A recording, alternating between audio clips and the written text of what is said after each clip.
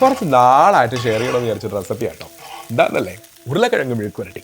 ഇതിലെന്തടാപ്പാ ഇരിക്കുന്നു എന്ന് ചോദിച്ചു കഴിഞ്ഞാൽ മീനും മുട്ടയൊന്നും ഇല്ലാത്ത സമയത്ത് എൻ്റെ ഒരു എസ്കേപ്പ് റെസിപ്പി കേട്ടോ. അപ്പോൾ നിങ്ങൾക്കും ഇമാതിരി എന്തെങ്കിലും എസ്കേപ്പ് റെസിപ്പീസ് ഉണ്ടെങ്കിൽ പോരട്ടെ, അറിഞ്ഞിരിക്കാമല്ലോ. അപ്പോൾ ഒരു 3 മീഡിയം സൈസ് ഉരുളക്കിഴങ്ങ് തൊലിയൊക്കെ ചെത്തി ചതുര കഷ്ണങ്ങളായിട്ട് നുറുക്കിയെടുത്തിട്ടുണ്ട്.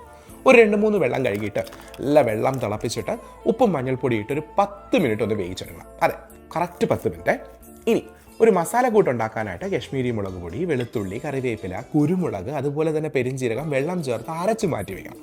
ഇനി ഒരു ഇരുമ്പ് ചട്ടിയിലോട്ട് എണ്ണ ഒഴിച്ച് കടുകൊക്കെ ഇട്ട് അങ്ങോട്ട് പൊട്ടി വരുമ്പോൾ ഇച്ചിരി കറിവേപ്പില ഈ അരച്ച കൂട്ടും ചേർത്ത് അല്ല എണ്ണ തെളിയുന്നത് വരെ ഒന്ന് കുക്ക് ചെയ്യാം.